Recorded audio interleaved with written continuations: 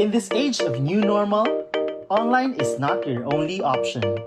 Because new normal means new learning modalities and new learning possibilities. Let Vibal make learning offline possible with Smart Class. Smart Class contains pre-made daily modules sequenced according to DepEd's budgeted teaching and learning calendar. Each module has a specific lesson duration and has day markers to guide parents and teachers in the asynchronous learning of learners. Inside the modules available in Smart Class, you will find the following elements. First, learning competencies are identified in the module openers. Kickstarters are available to test students' prior knowledge on the subject matter. This set of activities, found at the beginning of each lesson, may also serve as motivational activities. Parents of preschool to grade 2 students will also find notes to parents which contain tips and pointers on how they can guide their child while learning at home. Redefine your students' learning experience with the integration of augmented reality technology into images and illustrations available in Smart Class, making learning more interactive and exciting. At the end of each module, Long Quiz is also available to assess students' understanding of the lesson.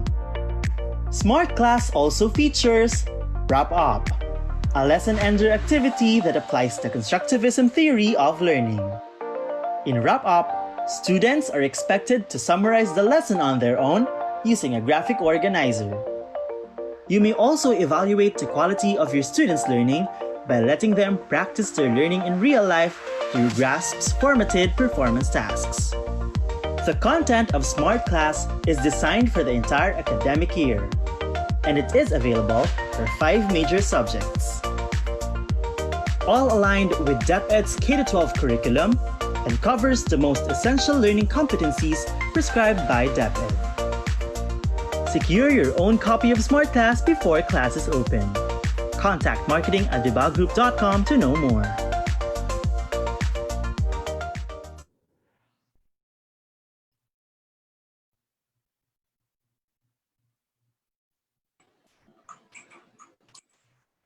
Good day, everybody, and welcome to our Facebook Live learning session. For the discussion this morning, our topic will be on We Are Agents of Change, Social and Emotional Learning for Filipino Learners. Before we begin, take note of the following reminders. Make sure you are registered to the webinar to have your e-certificate of participation. Visit certificate.vibalgroup.com to generate your proof of attendance.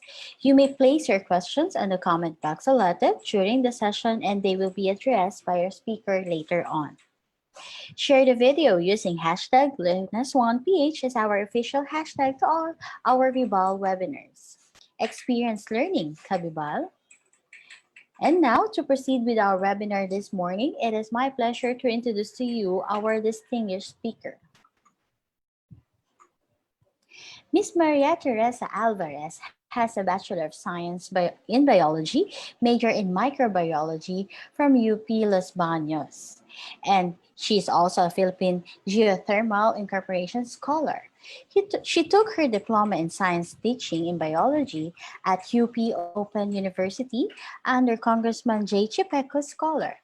She obtained her master's degree, major in curriculum studies at UP Diliman. She's an ILF Fellow in 2011, audited courses on international education on Eugene T. Moore School of Education, Clemson University.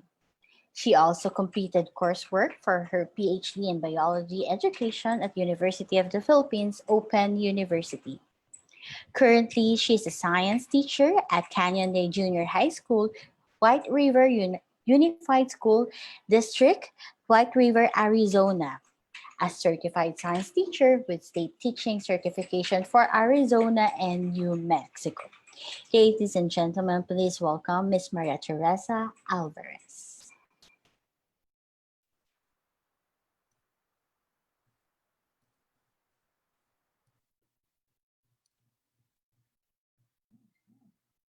Thank you, Ms. Michelle.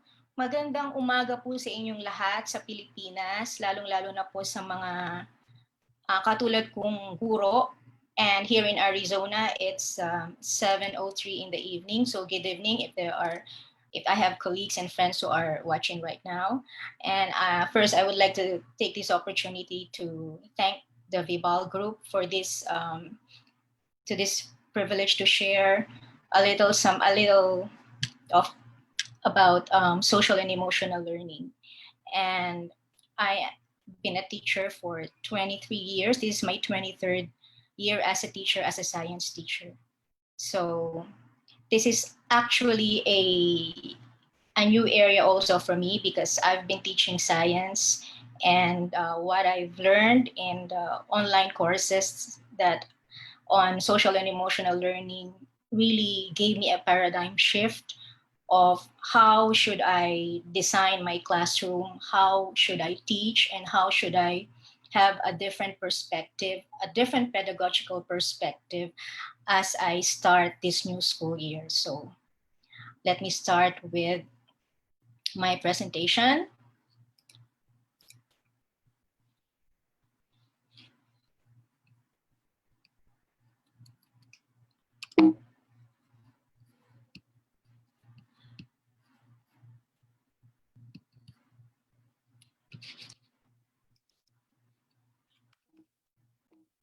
Okay, sorry for that technical glitch. It happens when you're live, when you're presenting live. Okay.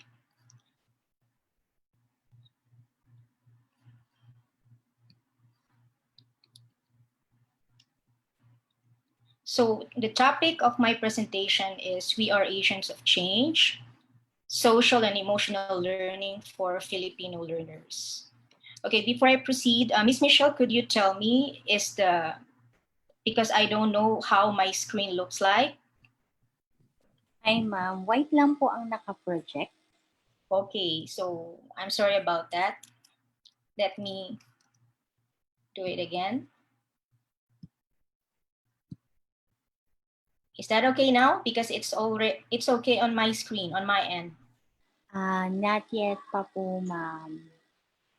Siguro Maybe po, time. share na lang po siguro yung uli yung screen. Okay, actually, I'll stop the sharing and then I'll share again.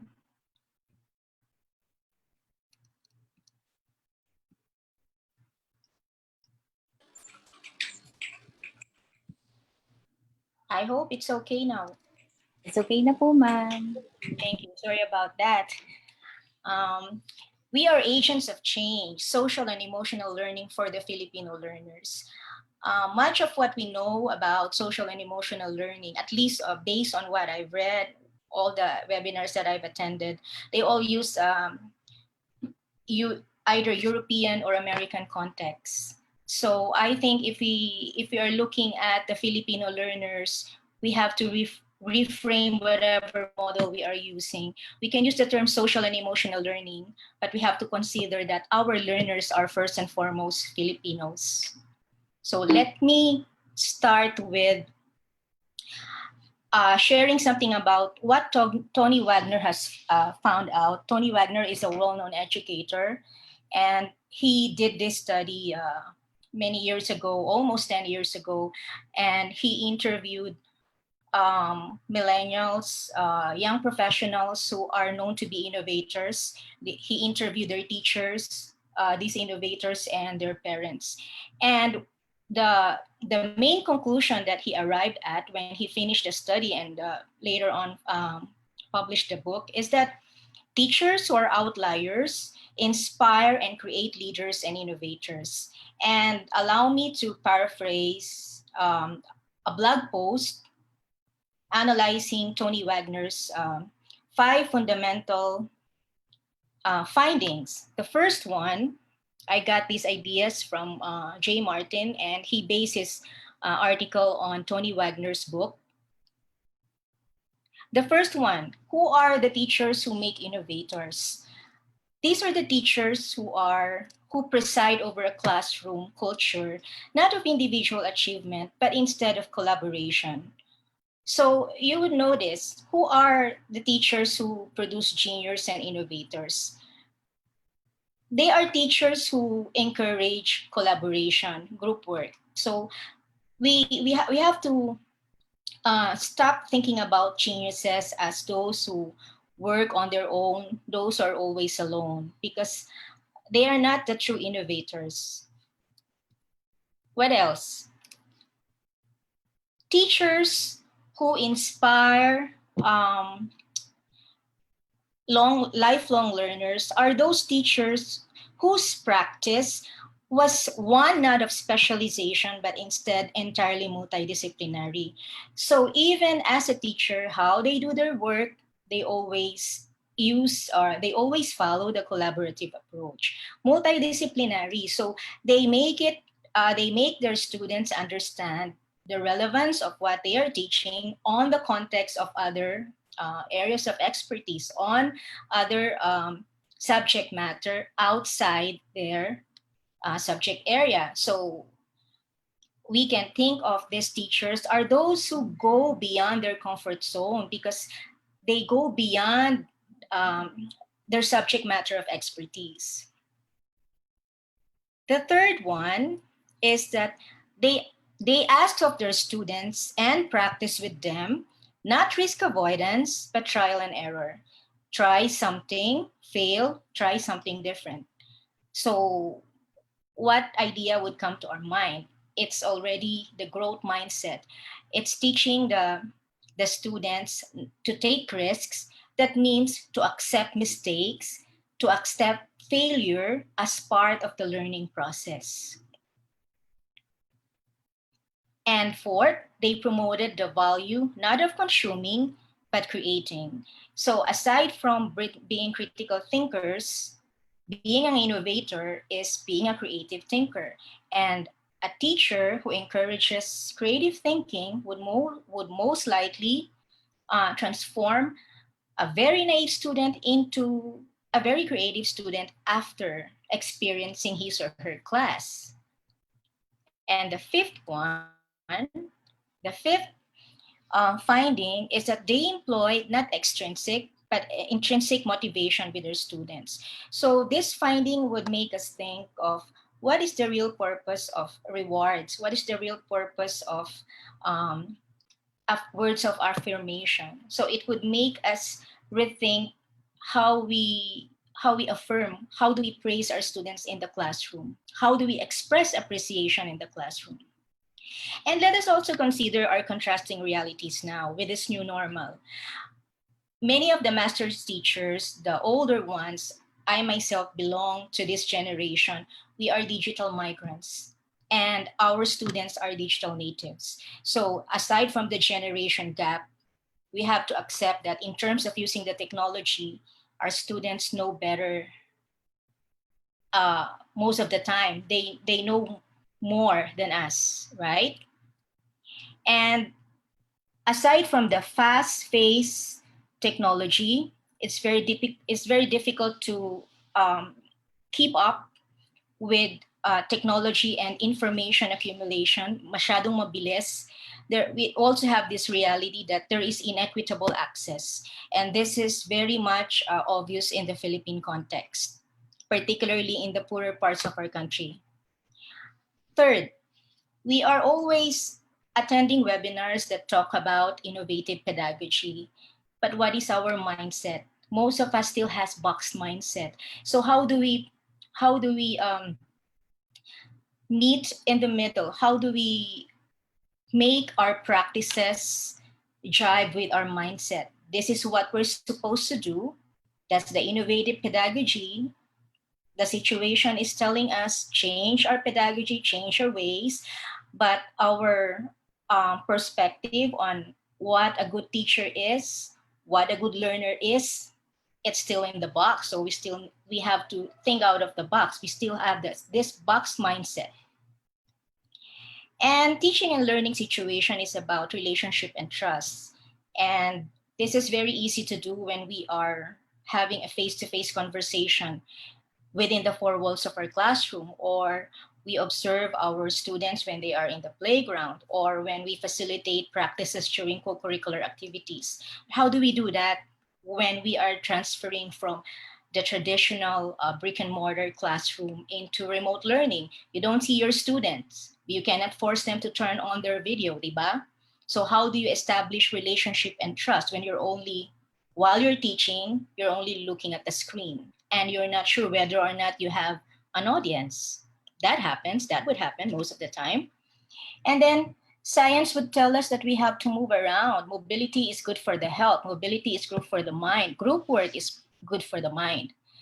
Collaboration supports effective learning. Collaboration is one of the top strategies of effective teaching. But in this new normal, some of our students would feel isolated because although they are together on the screen during a Zoom meeting or a Google Meet class, they still feel this feeling of isolation because they need the support, the physical presence of their peers. How do they do group work? There's the feeling of isolation, and yet we are asking them to collaborate virtually. Contrasting reality. Even teachers, how do we collaborate? We do a discussion, but during a Zoom meeting, you're the only one who has the video. You don't know if your colleagues are doing the same thing as you. And this new normal and this new situation would allow us to rethink and redefine what it means to be an effective teacher. So I think this is just my personal stand. I think in terms of instructional leadership in supervision, there has to be new indicators that would tell us what is an effective teacher because the situations are different. We cannot use the old tool for rating our teachers because they may not be applicable. We are in a different situation now. So there are new indicators of being an effective teacher. There are new requirements to be an effective teacher, and yet we are still limited by the traditional protocols that are required of us. We may still follow the same lesson sequence. We may still be asked to follow the same set of standards and competencies. We may still follow the same routine, but it's a virtual world. It's not a face-to-face. So this is a shout out to all the administrators. You have to be flexible also on your side because you are demanding that from your teachers. But I haven't heard anything about redefining classroom supervision, at least in the Philippine context. So that's something to think about. So what is our challenge? The challenge for us is to embrace the change. And by embracing the change, we become agents of change ourselves. And another challenge is how do we transform those who resist to change, those who doesn't want to follow the new way, into advocates of change.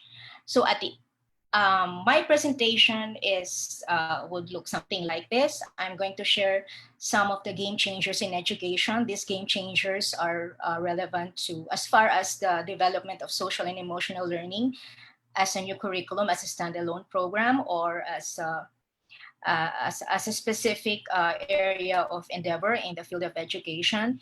I'm going to share with you the CASTL framework on social and emotional learning, some research findings that supports the effectiveness of SEL, the implementation of SEL curriculum, some of the things that you can do if you are planning to implement it in the Philippines as a standalone program or as an integrated part of your general education curriculum. Some strategies, some categories of strategies that we can consider as those supportive of the SEL.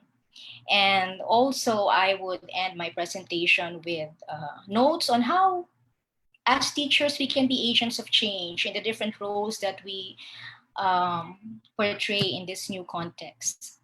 So at the end of the presentation, I hope you'll have a comprehensive definition, comprehensive understanding of what social and emotional learning is, and identify the core competencies of SEL according to CASTL framework. And also, after presenting the CASTL framework, you might have your own idea how you're going to do that in your school. how you're going to adapt the framework so that it will be more culturally relevant to our Filipino learners. And then I would share something about the impact of SEL on the academic success or academic achievement of learners based on research for the past 5 to 10 years.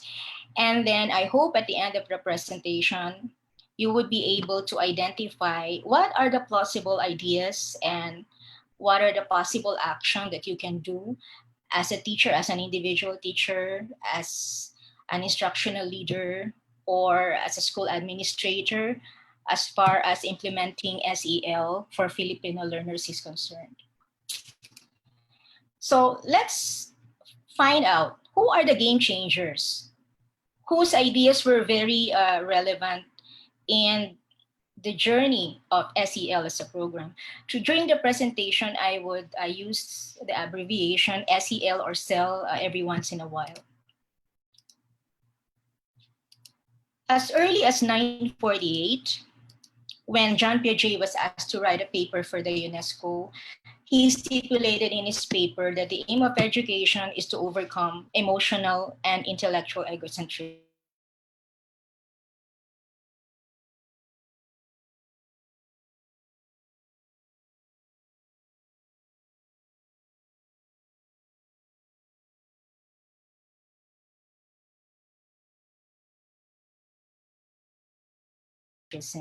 And what does it this was to that after World War II, he was already Piaget was already trying to get our attention to focus on emotional learning.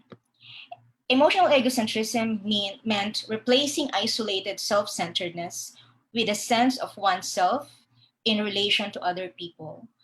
So emotional egocentrism meaning you define yourself as a human being, but you're not just one person, you're not just an individual. But according to Piaget, education should be able to make every individual understand that you're also part and you have a role, you have a purpose to play, and there are expectations expected of you in the larger society. The next game changer that we can consider would be Howard Gardner. And after Montessori, the next to have a significant impact on education would be Howard Gardner's multiple intelligences. And his theory redefined what it means to be intelligent. It debunked all other theories about the dominance of IQ. It revolutionized how we see smartness of learners.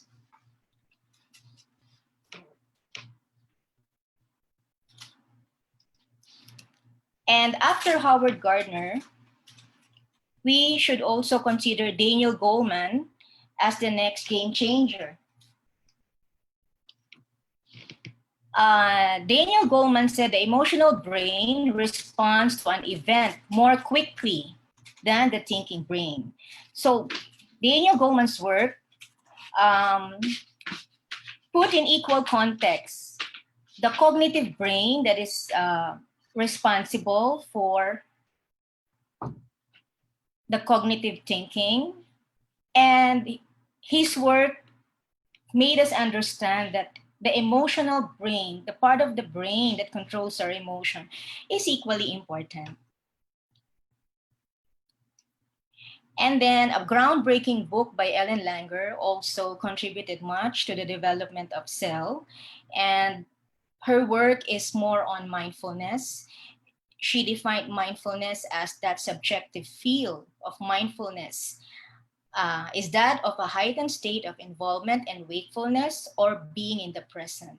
So mindfulness can be defined also as bringing one's complete attention to the present experience on a moment-to-moment basis with a non-judgmental stance. So when we say mindfulness, in other words, it's being attuned to sensing the present moment rather than rehashing the past or imagining the future.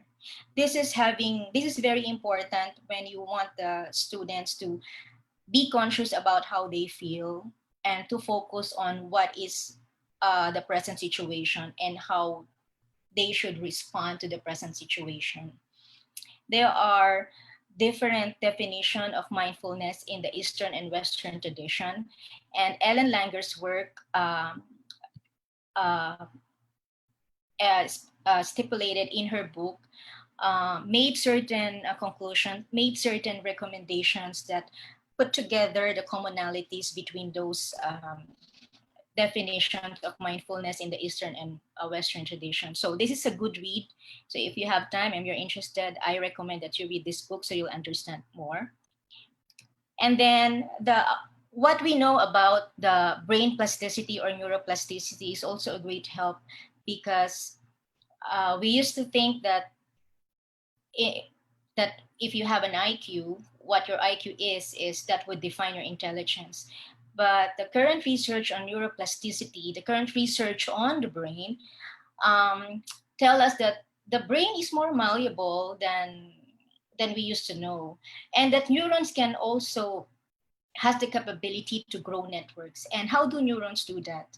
With practice. Neural network grow new connections, strengthen existing ones, and build insulation that speeds transmission of impulses. So, which means that um, you can be smarter, you can be more intelligent. All you need to do is to practice and overcome your difficulties. And this research findings in neuroplasticity support the growth mindset. That was a remarkable work by Carol Dweck. And according to this mindset, according to Carol Dweck's work, we can all improve through effort and that our capabilities are not fixed at birth. So finally, we have this um, new idea that really challenged the dominance of IQ. IQ does not define you, because as you grow older, you become more intelligent, you become smarter. All you need to do is exert more effort and believe that you can be smarter. And side by side with Carol Dweck's work, we would always hear Grit, work by Angela Duckworth. Grit is passion and sustained persistence applied toward long term achievement with no particular concern for rewards or recognition along the way. Grit is when you have a goal in mind and you encounter difficulty, challenges, or you make mistake, you still start over again because you persist, because your goal is not really the reward. Your goal is to achieve your goal. And you take small steps at a time, and because your goal becomes your passion, and you persist, you persevere because you have something to achieve. And grit is directly related to our age. As you become older, you're expected to be grittier. And in her TED talk, Angela Duckworth specifically identified growth mindset as that factor that makes us grittier. So when you read the literature, growth mindset is always discussed together with grit. And according to Tony Wagner, taken together, these two ideas, grit and growth mindset, are reshaping classroom around the world. So they should be also considered game changer. Now, why do we need to embrace social and emotional learning as part of our educational practice?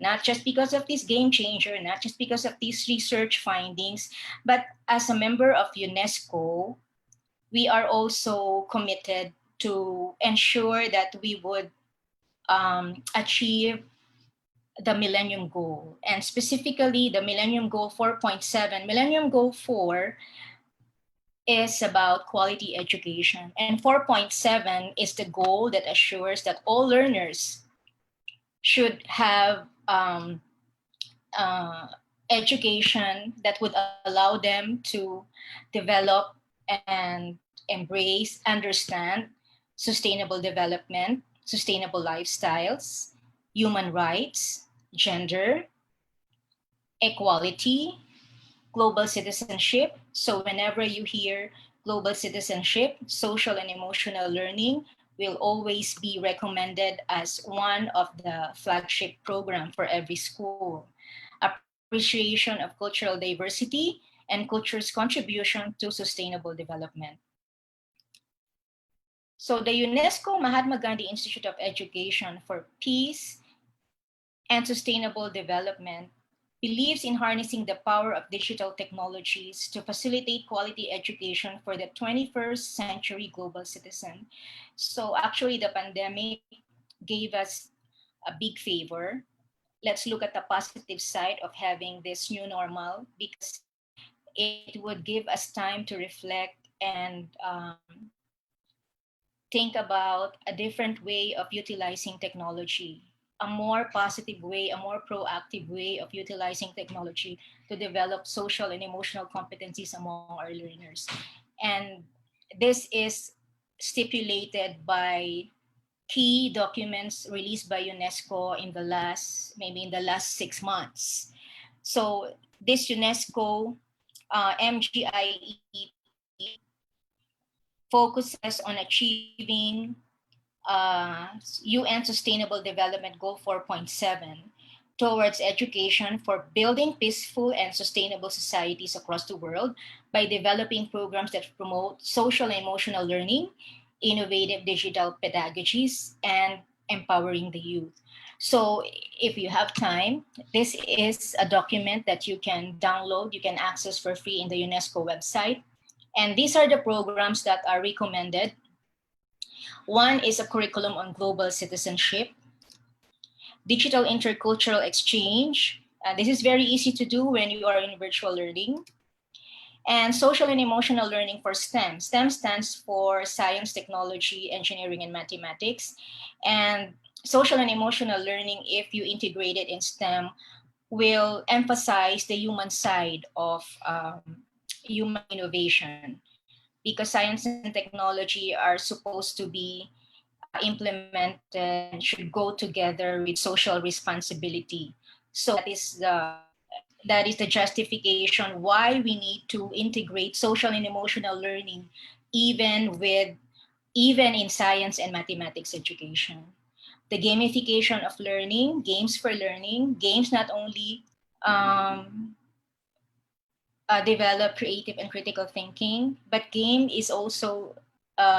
gamification of learning is also one way that we can develop social and emotional competencies. And of course, project-based learning. So a lot of project-based learning initiatives are also in line with social engagement, and service learning is one model that is always paired with project-based learning. So, building social and emotional learning for education 2030, the UNESCO MGIEP urges member states to mainstream social and emotional learning in education systems. So, they coined the term mainstream, meaning we are encouraged, we are urged, and actually we are expected to commit our educational system to incorporate social and emotional learning, because that is one component of how we can achieve our millennium goal by 2030. So what is CEL? Let us now go to to the CEL framework. CEL, according to CASTL stands for Collaborative for Academic, Social, and Emotional Learning, is a trusted institution and resource for social and emotional learning, research, and resources for teachers and schools, even for parents.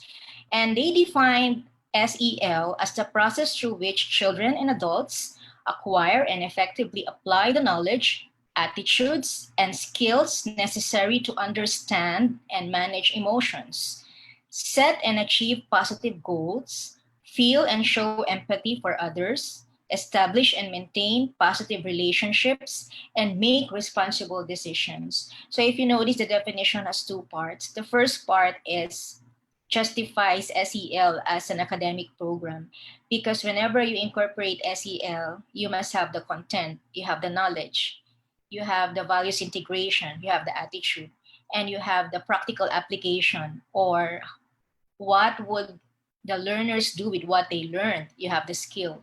And then the second part of the definition would give you the five core competencies. And the 5 competencies are self-management, self-awareness, social awareness, relationship skills, and responsible decision making. So when you introduce a program, usually self-awareness should be the first competency that you would focus on. Self-awareness refers to our ability to acknowledge, to recognize our emotion, thoughts, and values. So under self-awareness, we teach the children, we teach the learners how to identify their emotions, how to have an accurate perception about themselves. This is knowing themselves, how to identify their strengths, how to build up on their confidence, and how to develop self-efficacy. Self-efficacy is the belief in one's own ability to succeed in achieving an outcome or reaching a goal. And self-efficacy reflects confidence in the ability to exert control over one's motivation, behavior, and environment. So self-awareness also is an area where we help the learners develop intrinsic motivation. The second is self-management. In some literature, you won't find the term self-management. They use self-discipline or self-regulation. And this competency refers to the ability to regulate emotions, thoughts, and behaviors, to be able to effectively respond in different situations. So as you can see under self-management, you have impulse control, stress management, self-discipline, self-motivation, goal setting, and organizational skills. So self-awareness together with self-management would help develop intrinsic motivation. So if you know yourself, if you are aware of your strengths and the challenges that you anticipate, you can manage yourself well. Social awareness. Social awareness is the ability to take perspective and to express empathy, to have empathy and express it properly. The ability to understand social and ethical norms for behavior and to recognize family, school, and community resources and supports. So under social awareness, you have perspective taking. Perspective taking is being able to understand the point of view of other people, to tolerate their beliefs, and to understand how others view a certain situation. Empathy is understanding or recognizing how it is to be in another person's shoe.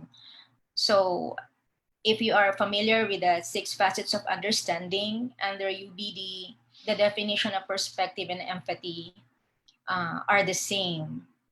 Also under social awareness, you have appreciating diversity. So if you can tolerate the point of view of others, you appreciate diversity. And you understand unity in diversity. And if you appreciate diversity, then it is expected that you can express respect for others. Respect for others doesn't mean you cannot disagree with others. You may disagree, but you appreciate and you accept the point of view of other people. And relationship skills. Relationship skills includes communication, social engagement, relationship building, and teamwork.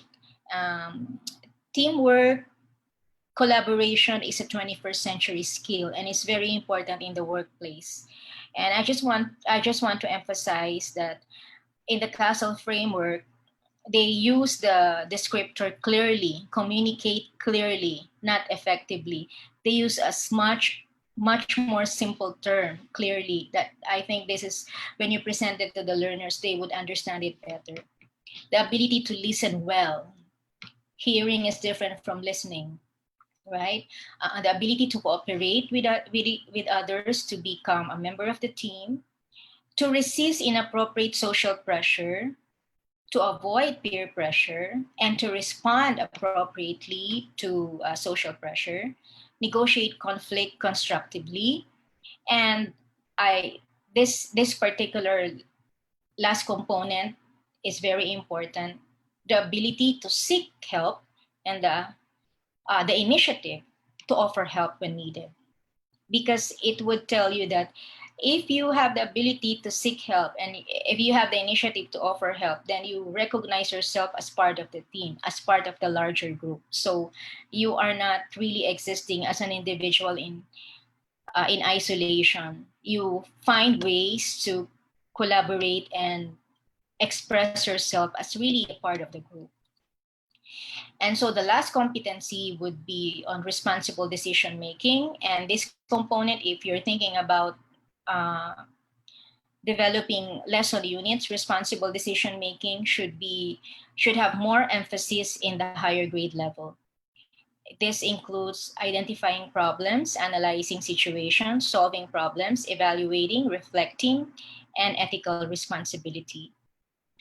So it's good to develop units on responsible decision making in certain grade levels like um, 10th grade, 12th grade, kasi, even 6th grade, because those are the final years that after that year they would have they would transfer to a higher level of education. And also when you are in the junior high school or senior high school, that's when you have issues on identity, what courses to take in college, are you ready for a relationship, what is your place in the family. Those are the questions that are in the minds of the learners. So responsible decision making should really be have substantial focus in the grade in the higher grade levels. Okay, this is another model, and it would just summarize the skills that are associated with each of the competencies. And what's so good with the CASTL framework is they have this model wherein the competencies were translated into success criteria. So if I'm a Filipino teacher, it's very interesting to translate this success criteria in our own language in Filipino. And if you are in the if Tagalog or Filipino is not really the first language of the learners, maybe you can translate your success criteria in the local dialect to make the program more culturally responsive. So what do experts say about CEL? I am quoting from this good article, this article by Weisberg, which was published in Edutopia. And he mentioned about the short and long-term benefits of CEL. And these are the short and long-term benefits on the side of the learners. They can know and manage themselves. By the way, this article is supported by research findings. Know and manage themselves, that's self-awareness and self-management. They can understand the perspective of others and relate effectively with them. They can make sound choices about personal and social decision. And so when they know themselves and they feel about themselves, they think positively of others. And so we expect the learners to have more positive attitude towards others also. And that enhance their self-efficacy, boost their self-confidence. They become grittier, they persist, they understand the side of other people, they show empathy, they make connection, they are capable of establishing relationship, they can relate with their peers and with adults. And also they commit to school, meaning they behave well in school, they follow rules, and they tend to develop this sense of purpose. So on the end of the teacher, what are the benefits for the teacher? We can have a more positive social behavior and relationship with our learners. We encounter less conduct problems and risk-taking behavior of the learners. And so there is decreased emotional distress. So if we have decreased emotional distress among our learners, our job would be easier, because instead of managing the class, instead of focusing on classroom management and addressing deviant behavior, we can focus more on how we can learn the students learn better. We can focus on the academic tasks that we want them to do. And so the most important benefit that is associated with CEL is improved test score. So there is an increase, a significant increase of up to 11 percentile point increase. In general, grades become better and attendance also become better because there is less absence and there is less early checkout of students. However, these research are, as I've mentioned, were conducted with US classroom and Canadian classroom involving Canadian and US students. So the challenge is I hope we can have, when we implement SEL or something, a program that is similar, we can come up with similar research studies that can support the effectiveness of SEL in terms of improving academic achievement. So let me just reiterate, in the long run, greater social and emotional competence can increase the likelihood of high school graduation, readiness for post-secondary education, career success, positive family and work relationships, better mental health, reduce criminal behavior, and engaged citizenship. Remember, engaged citizenship, social responsibility, social engagement is at the summit of the program, incorporated under the competency on responsible decision making. So let me just focus on one of the competencies, self-management or self-regulation. Several research, like the one conducted by Liv and her colleagues, they found out that self-management or self-regulation really is an important factor that promotes student achievement. And if you have better student achievement, so the result of that would be uh, a better academic achievement, better engagement, and better academic enjoyment. However, the impact of SEL, any program for that matter, is influenced by the implementation policies and practices intended to improve a school culture and climate and promote positive relationships. Teachers, being the frontliners in the school, we are the first one to implement the curriculum or any program. We play a crucial role in transforming our school culture, and that transforming of school culture include incorporating SEL in our lessons. And so we play a very crucial role in terms of developing the social and emotional competencies of the learners. In Leap's research, they only focus on one competency, that's self-management of self-regulation. So I would not be surprised if I encounter research that focus on the other four competencies, and those research would also tell that teachers are at the center of uh, attention, always in any implementation of any program.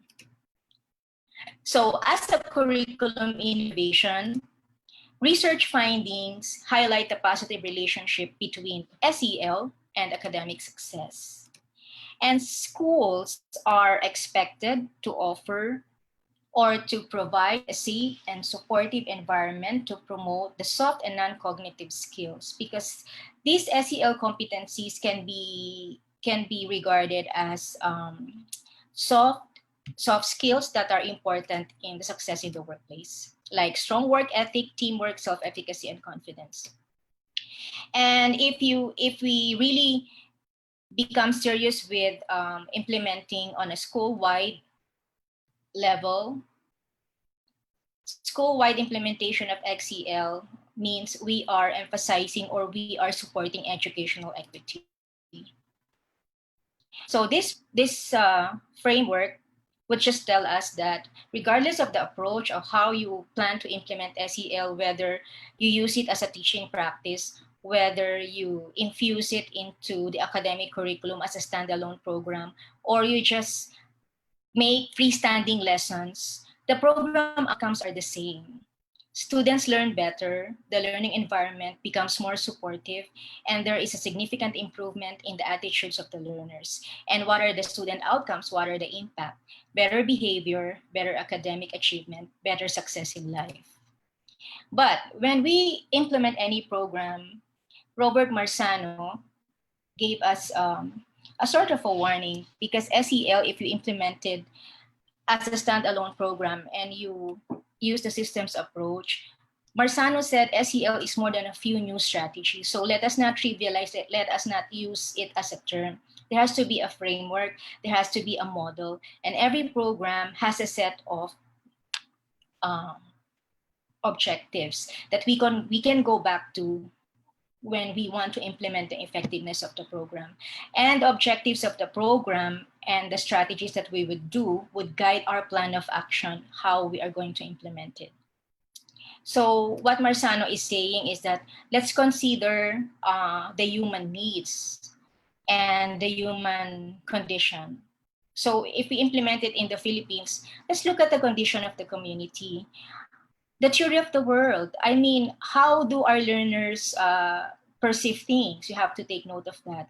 How do we interpret situations, and how do we respond to situation? What are the needs and the goals of our learners? And how do we react? Because yung sense of feeling, whether you fight or flight, how you respond to situation would always be influenced by the culture. So this is just one of the movies that is ideal when you want to discuss it in the faculty, because when in this movie Inside Out, there are 5 characters, and the 5 characters represent the emotions: disgust, fear, joy, sadness, and anger.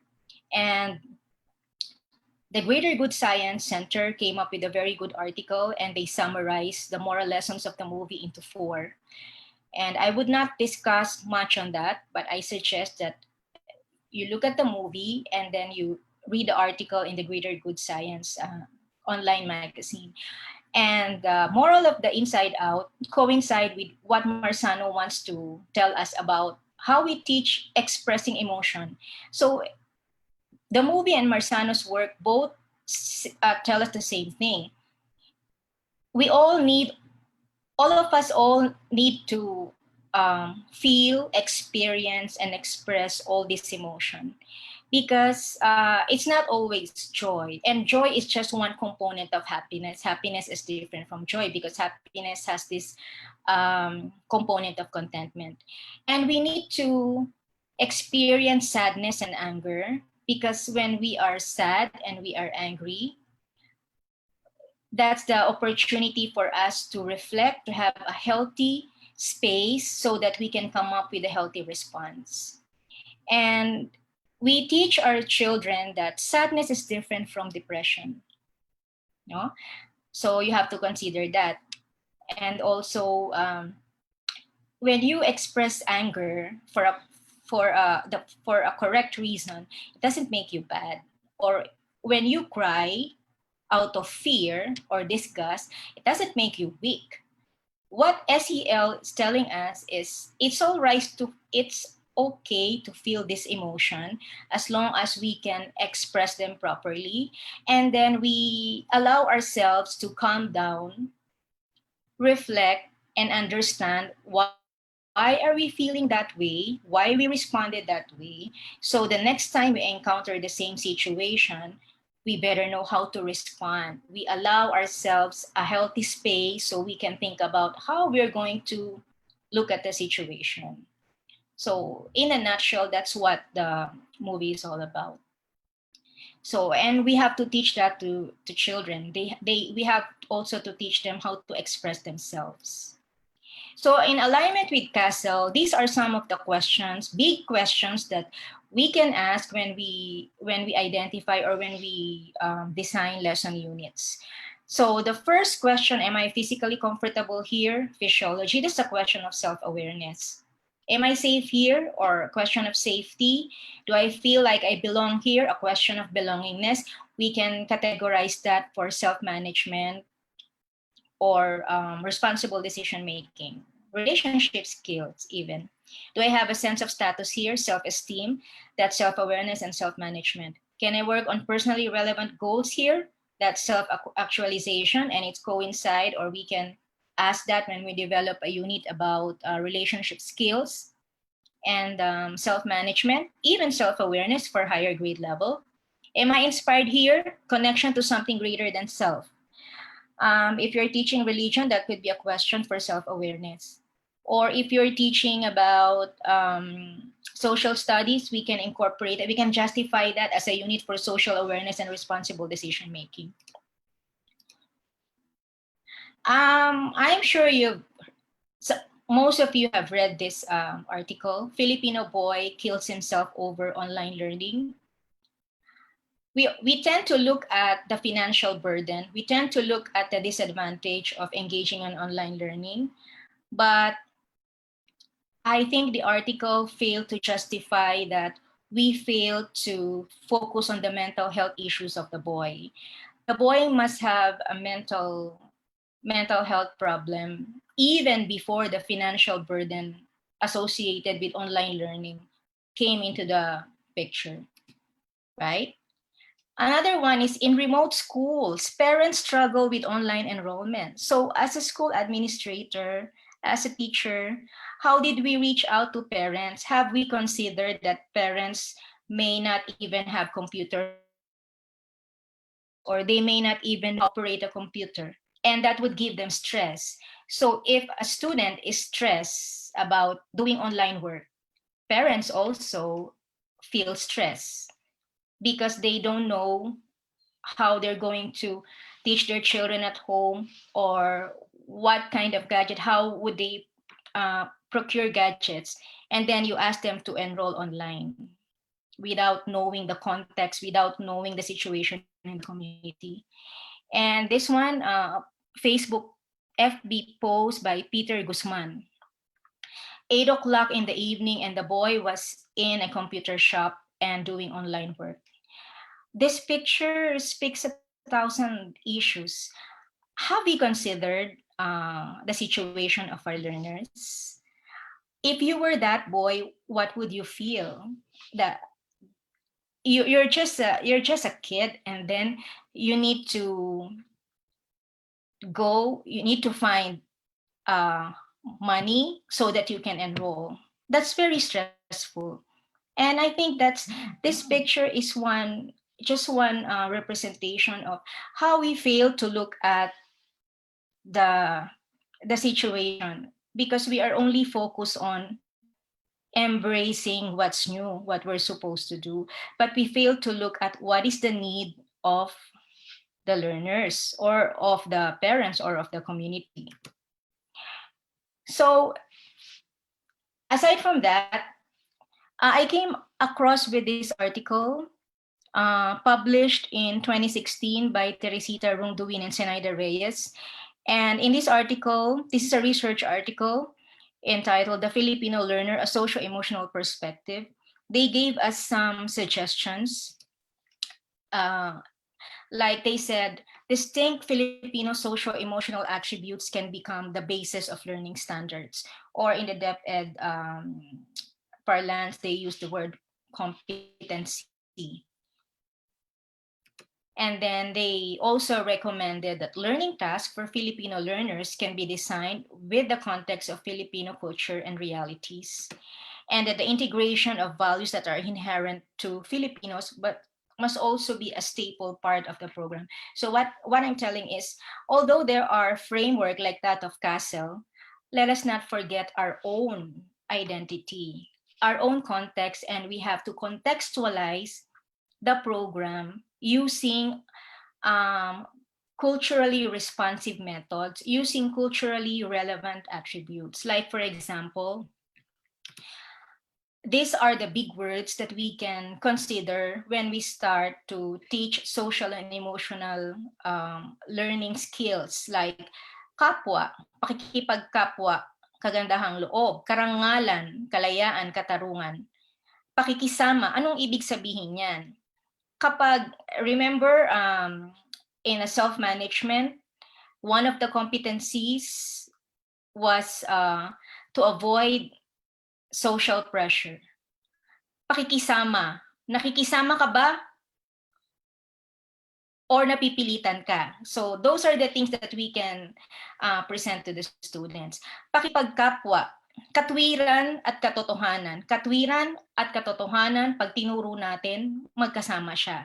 relationship skills, diba? Relationship skills, responsible decision making. So how are we going to present that? We don't use the term responsible decision making.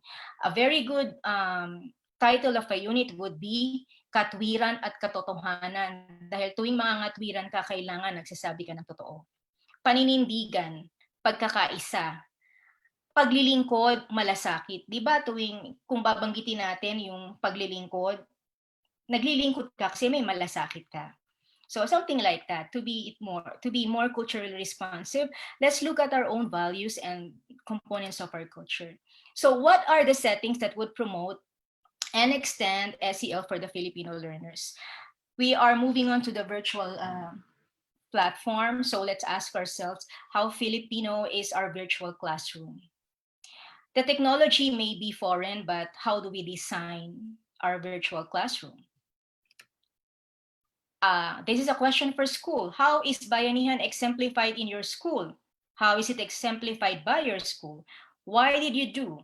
What did you do after the first community quarantine was announced? What was, if you're an administrator, what was the first FB post? What was the content of your text blast or your first email to your parents? Family, what efforts have you made to reach out to your kapitbahay? If a school is an extension of the family, how did the school and the family work together during this time? So I think it should be a good topic of conversation for parent-teacher organization. Like, what is the role of parent-teacher community association now? What is the role in the community? What resources are available to help your kapwa? So mas madali ito ngayon because if you're in a virtual setting, you don't need the physical presence of your resource person. All you need to do is to have access to a Zoom meeting or a Google Meet.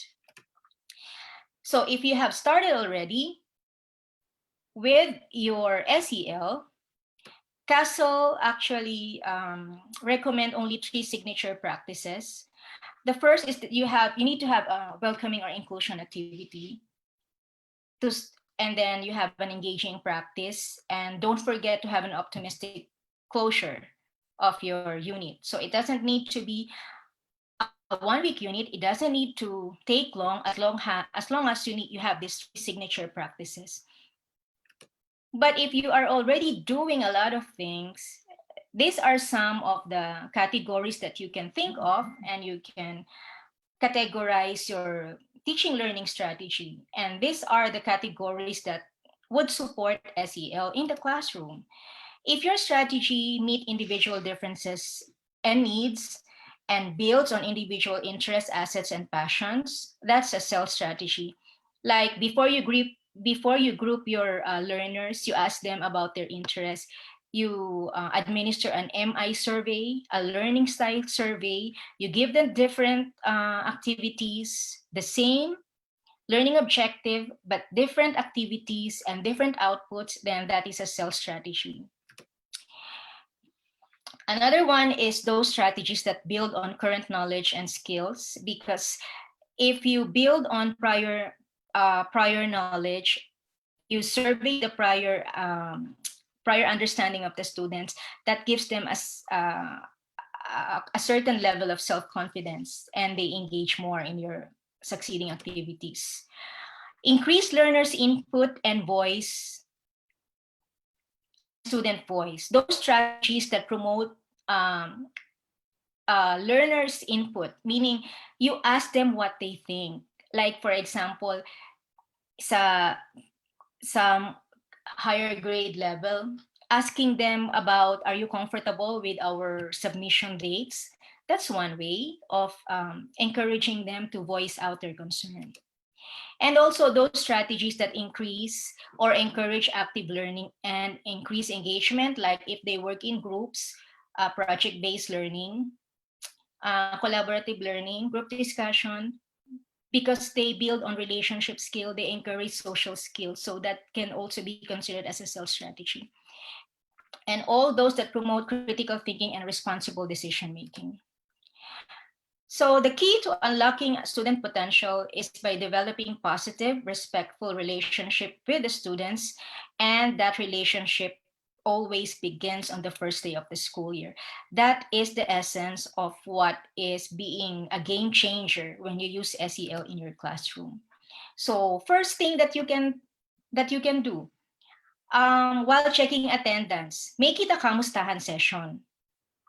You don't just check attendance, you ask them how they are, how they feel, or if you are teaching early grades, different types of smiley, different colors can be used. What do you talk about during faculty meetings?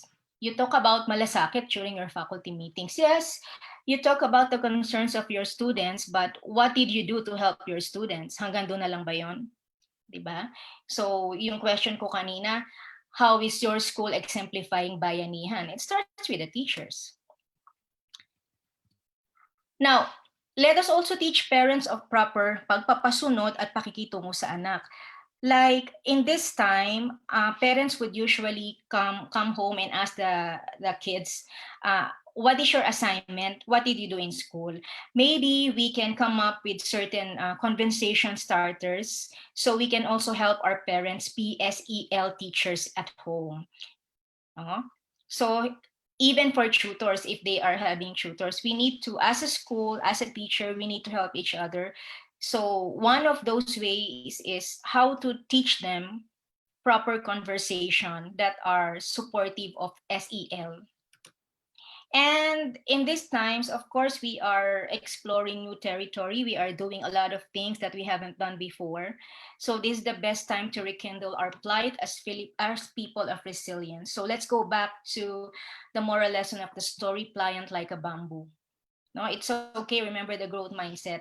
We would always make mistakes. Not everything would be perfect. But the most important thing is, what did we learn? What are we learning from these new experiences? And so, as agent of change, Paulo Freire said that true generosity lies in striving so that these hands, our hands, become human hands which work, and working we transform the world.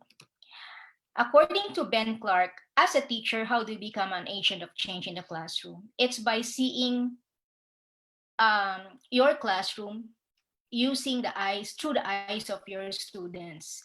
And when you see that and when you do that, you you would make certain adjustment so you can affirm and give the proper support that your learners need. Being an agent of change, I reiterate, is being able to see your classroom through the eyes of your students. So let's compare. As a teacher, you can be a technician or an agent of change. If you're a technician, you see a school as a politically neutral space, but as an agent of change, we should understand that it's our school. Our role as a teacher and an education provider is interconnected with the broader society.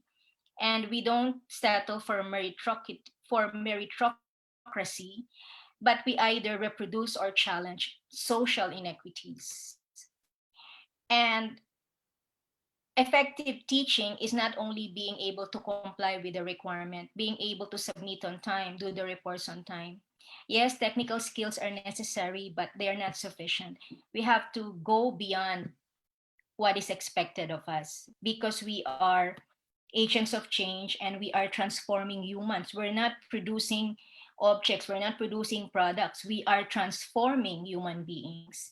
And so, aside from implementing the curriculum, our purpose is to help each student develop the knowledge and skill they need to acquire power in their own lives so they can live independently, be a productive citizens, be empowered to be an agent of change themselves when their time comes.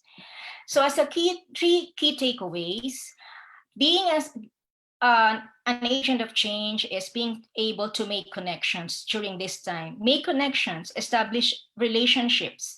I know it's a challenge because we're teaching in virtual, but being an agent of change is being able to make connections, not only with the learners, but with the students, with the guardians, and with other key stakeholders in the community.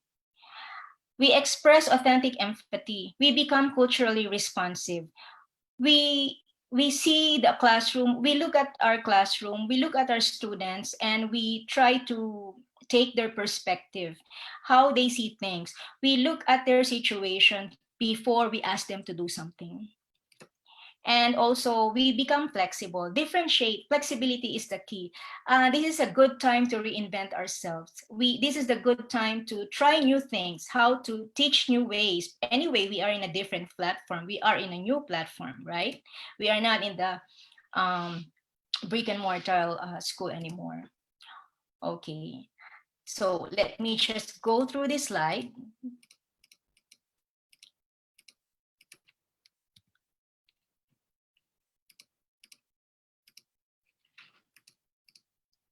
Okay. Now, as an agent of change, teacher can be an agent of change in the classroom by we supplement the curriculum, we focus on student-centered time tasks, and also we can spend more quality time with our students.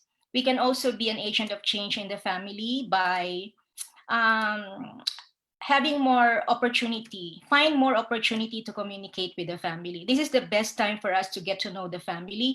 We collaborate with the family members, especially now that children would spend more time at home, and most of them would be homeschooled by their parents. If not fully homeschooled, they would be assisted by their parents. So I think you should not be scared when parents participate in your virtual class. Accept it as an opportunity to collaborate. And also, we can also be agent of change in the community. So now it's very easy to launch um, virtual activities. We can still have co-curricular activities, but we can do it virtually. Now, as an agent of change in the faculty lounge, let me share you this acronym, I'm aware. So if you are an agent of change, make sure that you're aware. I'm aware. I inspire with better me and we time. So you have to, you want to help the students become socially and emotionally competent. But remember, we cannot share, we cannot teach something that we don't know. So let us inspire other teachers by engaging in some activities that could make us become a better teacher, and so that we can model the SEL skills, not only for our learners, but also for our colleagues. Activate boundaries. Although we teach at home, it's a virtual setting. It doesn't mean that you have to answer queries 24/7. You also need to make your parents and learners understand that there are certain hours that they can reach out to you, and you need to find time to be with your family and take care of yourself. Me starts with we. I'm sorry for that. Me start with we. So you are part of the group, and it's like a domino. Whatever you do would affect your entire school. Whatever you do would affect your entire department, and whatever your entire department project in the community would affect the reputation of the school. So let us always remember that as teachers, we are not working alone. We are part of the greater organization, and that's part of our responsibility to protect the integrity of that organization or institution where we belong. And you accommodate a new perspective. You help each other because not all teachers are comfortable with using the technology. So help each other accommodate a new perspective. And also acknowledge the fact that some of our learners, some of our students can teach more. They can help us learn better how to use these technologies. And always refuel your why instead of whining and complaining because there are so many new things that are required of us. Let us go back to our purpose. Why are you still in the teaching profession? And also engage with empathy, engage with genuine empathy. I think the layman's term in Filipino for empathy is malasakit. So let us engage with genuine malasakit. Teachers, SEL is also for you. Now, as school leaders, these are my challenge, how you become agents of change. Can you ask yourselves, are you aware who are the outliers among your teachers? And if you know them, do you provide opportunities? Do you allow them to have opportunities to take risks and learn from failure? How do you exemplify authentic collaboration in your team? Is it a top-down approach or a bottom-up? Meaning, is it a real collaboration, or whatever you tell them, you expect them to follow?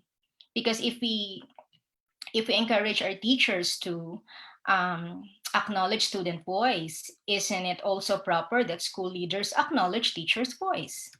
Because what are your thoughts about reviewing and redefining the role of intrinsic and extrinsic motivation?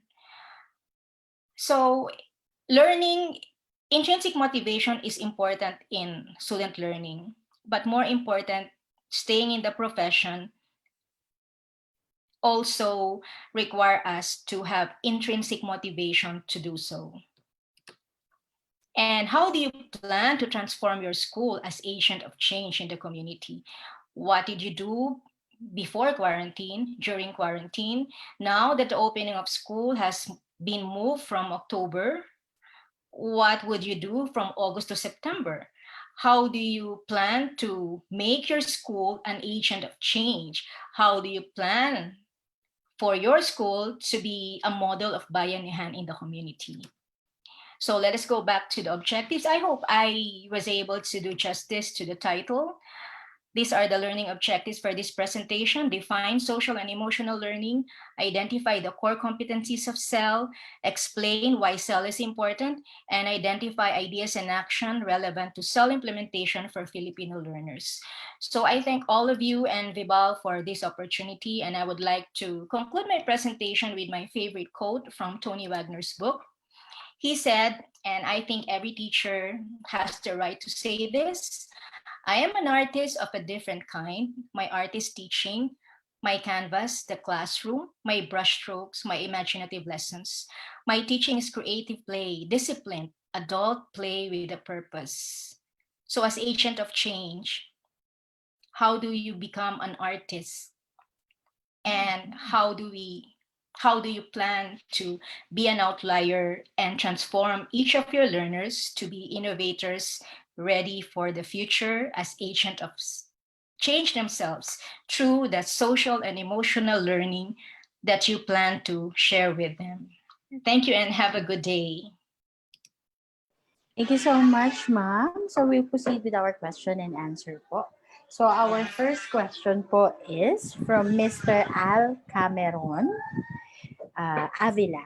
How is assessment done in SEL infused curriculum? This is based on what we do here in the US. So, first of all, when you assess, it's social and emotional learning. So, when you assess, the purpose of assessment is basically to monitor the progress, not really to assign grades. But in every lesson, whether it is a standalone lesson or it is an integrated activity in the class, you would always have a learning objective and the success criteria, and that would give you an idea how to assess.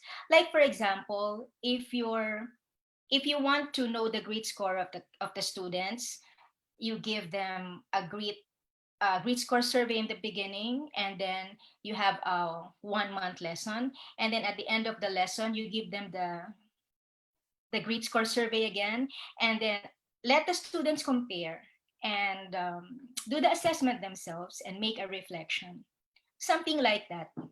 So it depends really on your learning objective. But as I mentioned, no, kasi this is social and emotional learning. It's not really being able to explain a concept or something. We are more concerned about how are they improving in terms of their social and emotional competencies. And that's a different, that's a different way of looking at assessment. I hope I answered this question. Thank you so much, ma'am. Next question po from Ma'am Rhea Lizada. Ma'am, can you give us some techniques on how to deal with learners with disabilities during the first week of class? Actually, with depende sa learning disability, no? You need to have the proper accommodation and modification. And since they have learning disability, we should expect that there is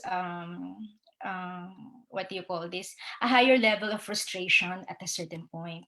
So this is just my personal technique. If I have students that have learning disabilities in my class, the first thing that I do is to communicate with as the SPED teacher, or to ask the parents during orientation, what is the learning disability, and then from there you spend time with a student, and try to build a relationship to be more comfortable. And of course, if there is a learning disability or a learning difficulty involved, you should not expect the learner to do exactly the same activities as the other learners. So that way you can accommodate and you can help the learners, so something like that. But in terms of a specific strategy, the first thing that you need to do is really to get to know the students. Kuhanin mo yung loob niya, establish a relationship so that you would encourage the learners to approach you and ask questions, and to assure the learners first and foremost that you are the teacher, but you are there to help. I think that's one strategy that would work not only for those with learning disability, but for the rest of the learners who might not have a learning disability, but they have certain insecurities, like they don't want to speak out, or they don't want to be involved in a group work. As a teacher, you have to spot those learners with those needs. Okay, thank you, ma'am. For our last question po is from Ma'am Malu Villanueva Pira. How can we implement SEL here, where in fact our curriculum is concerned more on the test results and the like? Alam mo, magandang tanong yan, no? Because, well, it's typical of an Asian educational system that we are so concerned. That's why I mentioned in the beginning, we have to redefine teacher effectiveness, because the only yardstick that we use now is test scores. But we fail to look at how learners' behavior change from the beginning of the school year to um, to the end of the school year. But I'm not saying that we should disregard and have a different kind of grading system, because importante din kasi yung test score, yung academic competencies, kasi kailangan yan when they move to a higher level of education and they apply for work. Importante yan. But what is important is having a paradigm shift. Unti-unti, no? Unti-unti. It's not about looking at each child based on the grades, but in terms of how we value each child as an individual. Maraming paraan, no? Halimbawa, dahil kung susundin natin, if we advocate MI, we can give academic awards, but the other awards would be based on social and emotional competencies. Or there are other activities. Well, if you're a private school and um, you can implement it, you can change your grading system from numerical grading system to letter grades. But mahirap talagang mahirap baguhin yung kultura. So that's why if you want to implement SEL, you cannot do it overnight, because it's a paradigm shift, and um, you have to engage all the stakeholders. But personally, what I'm advocating is, as a teacher, you can make a difference. You can make small step, because for every learner that comes into your classroom, that is an individual, that is your responsibility. And if you can just change one life at a time, I think that would be a remarkable job already. But I agree that it's very difficult to change the perspective, because almost educational system across the world would look at result of standardized tests. And with this move, that SEL is included already as a flagship program in the UNESCO program for global citizenship, and they've included social responsibility and social engagement as a 21st century skill. I think little by little we can have small steps. But although yung result ng test nandiyan na kasi, so it's difficult to change, to have a paradigm shift, because you're changing an entire culture and how we look at education, di ba? Like, tingnan natin yung curriculum time natin, puro academics yun eh. But yung in terms of values education, we can understand the teachers that they would use curriculum time to teach these subjects that are tested and are graded, but they won't waste time teaching social and emotional skills. But we have to do it because the generations of the learners needs it. Thank you, ma'am. Ma'am, may pahabol question lang po tayo from Miss Delia G. Flores. How are we going to address the teacher's emotional wellness if she or he is exhausted already in preparing and executing her lesson?